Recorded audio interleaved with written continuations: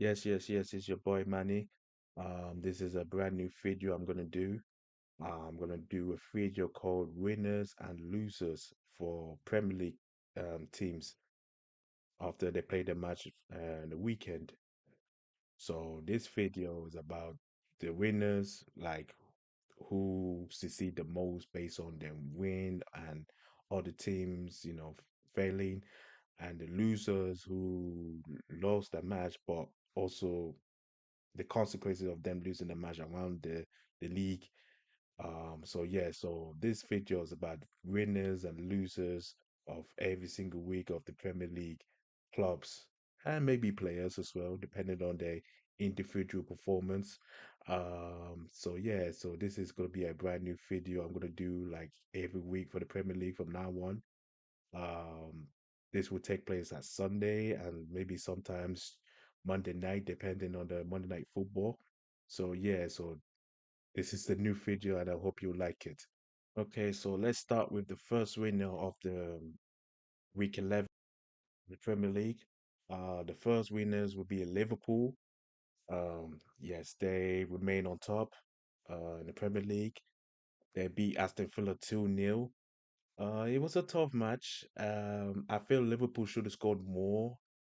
Nunes had chances, but yeah, he scored one goal, but he had a couple of chances, but they didn't fail to capitalize there. Salah scored the second goal. Aston Villa had their chances as well. I don't think Aston Villa were that threatening enough, but anyhow, Liverpool won and they still remain first place.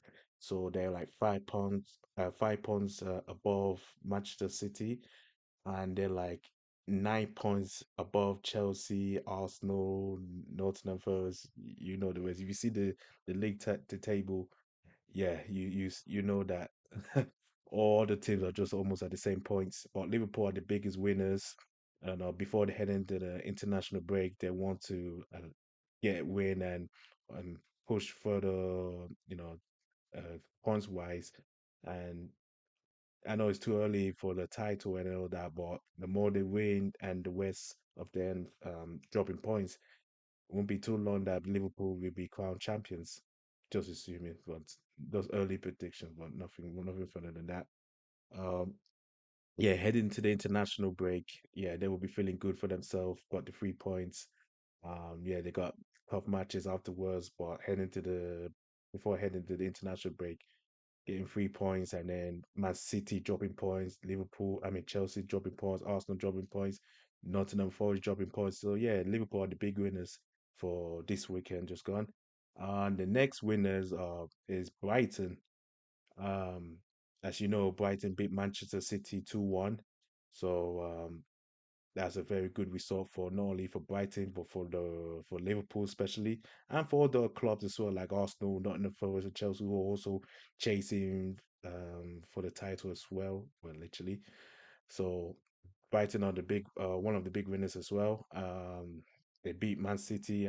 They were losing at one point, and then Brighton will just keep on fighting. Just the way they were pushing the Man City, the defense, they were just attacking. Second half came, they finally got the goal, and then Matt O'Reilly got the second goal, and that was the decider. They kept Haaland quiet. Haaland, except the goal, Haaland scored, but throughout the game, Haaland was quiet. He didn't do much. Yeah, so Brighton did us a favor, did everyone a favor. So we thank God for Brighton, because not too many chances you get a chance to beat Brighton. To beat Man City. So Brighton are one of the winners for this weekend. Um, Third will be Ipswich. Ipswich surprised everyone, surprised me. Even though I'm an Arsenal fan, I'm happy that they beat Tottenham at Tottenham Stadium. I never thought that Ipswich were capable of doing that. But Spurs being Spurs, we get to that later. So yeah, Ipswich are the third winners of this week. They beat Tottenham 2-1 at Tottenham Stadium. And because of that, they got themselves out of the relegation zone. They were in the relegation with 5 points. Now they got eight, so they're out of the relegation zone for now. So that will be a good result. And now heading to the international break, they'll be feeling good for themselves. So yeah, this that's a big win for Ipswich, and hopefully we continue for them going forward in the Premier League after the international break. But yeah, this is a shocker to everyone. Like I never expect this to happen. Even though I'm an Arsenal fan, I still thought Tottenham would have, beat them because they were just a better team. But football's a funny Okay, game. so now we've got the winners out of the way. Let's talk about the losers. I know if you're watching and if your club is mentioned, don't take any offense to it. It just is what it is. They should have performed better. But let's get into it. The first losers is obviously Manchester City. This is their fourth loss in a row in all competitions. This is not really good for Manchester City at all. I'm so happy, but at the end of the day, football wise, yeah, this is really bad. I feel that the morale has gone down now, really down. Um, Ever since Rodri went out injury, they've been up and down, but the a week, just like a week now, or solidly just collapsed.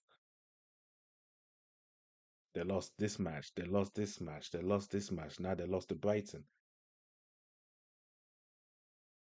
They are the only team, as far as I know, they're happy that there's an international break because they need to regroup. Because I don't know what's going on with the players. I think Pep is like, I just throw in the towel. Maybe it's like I've done everything for this club. I've done anything in this country. What more can I do? The players themselves, maybe they're giving up as well. They feel like it's done.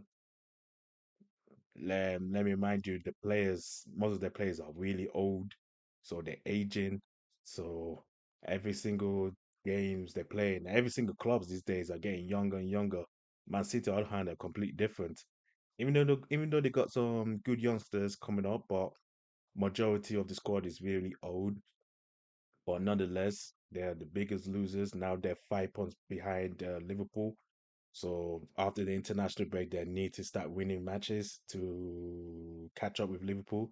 That's if Liverpool don't win, continue winning themselves. And now that, they'll still all have other clubs chasing after them, like Chelsea, Nottingham Forest, and Arsenal. So yeah, this has not been a good couple weeks for Manchester City. So they are the biggest losers for this weekend. The next loser will be Tottenham Hotspurs. Tottenham. Spurs being Spurs. You know, in my video, when I do betting predictions, I predicted Tottenham to win. I hate saying that, but I was just being honest because if I put my money on the line, expect Tottenham to do the job. They didn't. They lost 2-1 to Ipswich.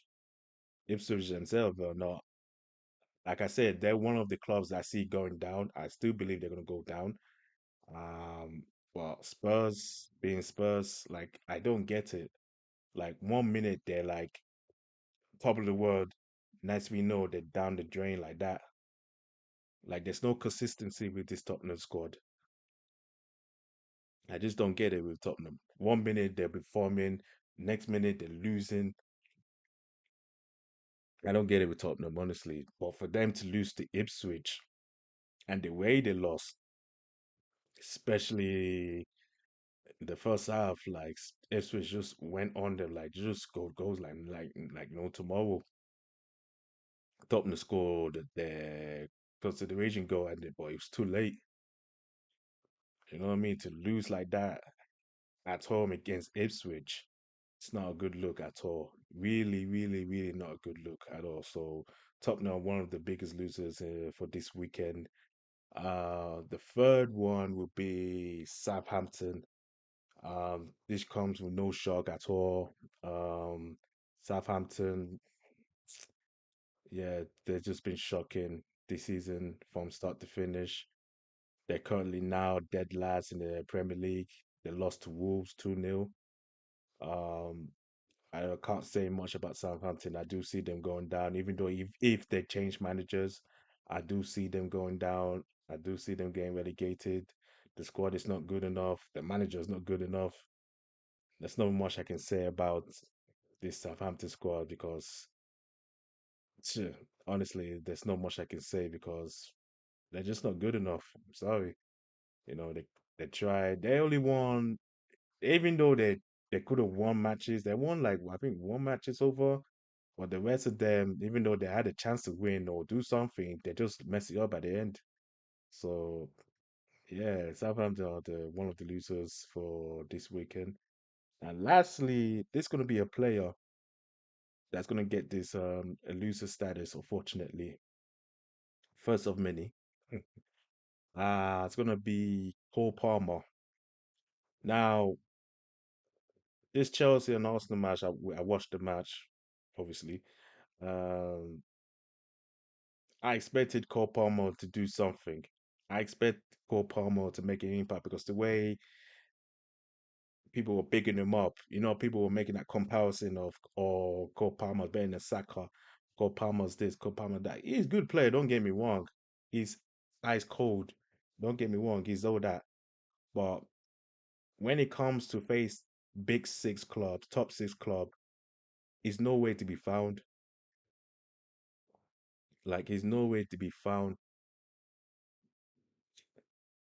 I mean, you're at home.